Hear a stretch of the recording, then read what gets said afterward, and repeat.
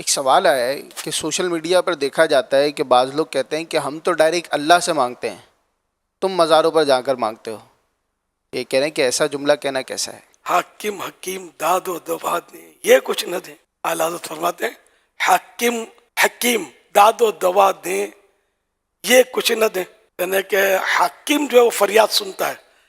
ہمارے یہاں تو کراچی میں تو بڑا مسئلہ حل ہے یار، مددگار پولیس کے بورڈ دیکھے میں نے 15 نمبر، مددگار پولیس، اسکوٹر چوری ہو گئی، المدد یا پولیس کر کے فون کرو، مددگار پولیس موجود ہے 15 نمبر میں۔ اب کیا خیال ہے اس کو دو مشورہ، پولیس سے مدد نہیں لینی، ڈائریکٹ اللہ کو عرض کرو کہ اسکوٹر چوری ہو گئی ہے۔ حرج نہیں ہے اس میں اللہ کی بارگاہ میں عرض کرنے میں، لیکن مطلب یہ کہ ظاہر ہے کہ نظام بنا ہوا ہے کائنات کا، تو یہ نظام بھی تو چلے گا ہی نا یار، تو اس میں مطلب کوئی حرج نہیں ہے۔ قرآن کریم میں ہے کہ جب سکندر ذوالقرنین نے وہ دیوار بنائی نا، سد سکندری مشہور ہے، لوگوں سے آپ نے فرمایا اعینونی بقوہ، میری طاقت کے ساتھ مدد کرو۔ اب انہیں سمجھاؤ جا کے کہ یہ کیا کر دیا آپ نے، یا اللہ سے عرض کرتے یا اللہ تو ہی دیوار بنا دے، ان کو کیوں کہتے ہو؟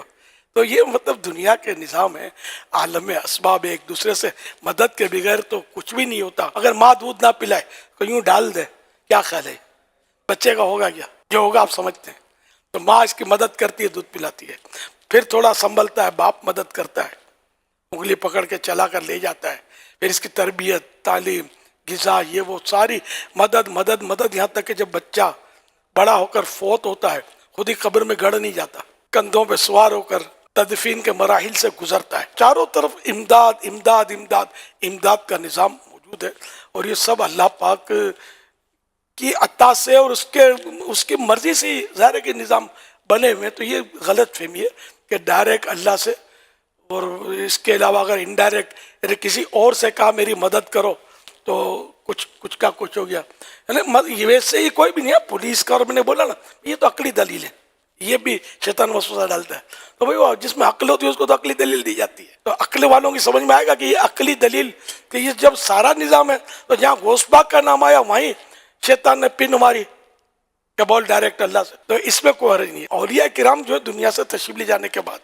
انبیاء کرام، اولیاء کرام، تو یہ زندہ ہوتے ہیں، اس کی کئی نظیریں موجود ہیں، قرآن کی آیتیں موجود ہیں۔ ولا تقولوا لمن يقتل في سبيل الله اموات بل احياء ولكن لا تشعرون، کہ جو اللہ کی راہ میں مارے جائیں، شہید ہو جائیں، ان کو مردہ نہ کہو بلکہ وہ زندہ ہیں لیکن تمہیں شعور نہیں ہے۔ کرامات شہر خدا، اس کے کئی صفحات پر ان سوالات کے جوابات دیے ہوئے ہیں، آپ پڑھیں انشاءاللہ آپ کے وسوسے ختم ہو جائیں گے کہ ظاہری زندہ سے بھی مانگی جا سکتی ہے، دنیا سے جو رخصت ہو چکے اولیاء کرام، انبیاء کرام، ان سے بھی مانگی جا سکتی مدد، اس کی بالکل روایتیں موجود ہیں اور حدیثیں موجود ہیں، تو کوئی ایسا کنفیوژن جیسا مسئلہ نہیں ہے۔ امام بخاری، امام مسلم کے استاذ امام ابو بکر ابن ابی شیبہ رحمۃ اللہ تعالی علیہ، انہوں نے اپنی تصنیف المصنف کے اندر یہ روایت نقل کی ہے کہ حضرت سیدنا عمر رضی اللہ تعالیٰ عنہ کے دور خلافت میں قحط پڑا، تو حضرت سیدنا بلال بن حارث المزنی رضی اللہ تعالیٰ عنہ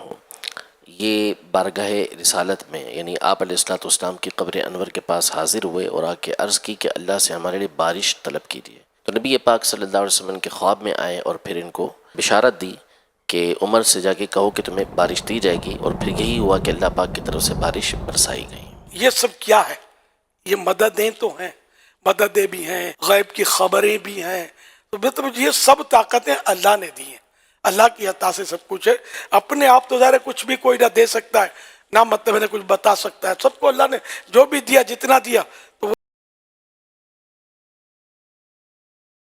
ہم نہ فرشتے کو پکار سکتے ہیں اور نہ کسی ولی اللہ کو پکار سکتے ہیں۔ پکارو اللہ کو،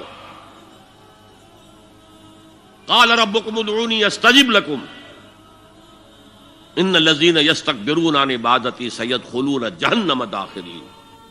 تمہارا رب کہتا ہے مجھے پکارو، مجھ سے مانگو، میں تمہیں دوں گا، تمہاری دعا سنوں گا، قبول کروں گا، اور جو بربنائے تکبر مجھ سے نہیں مانگتے وہ جہنم میں داخل ہوں گے، ذلیل و خوار ہو گے۔ حضور نے ایک بات مجھے متن یاد نہیں ہے بہت پیاری فرمائی.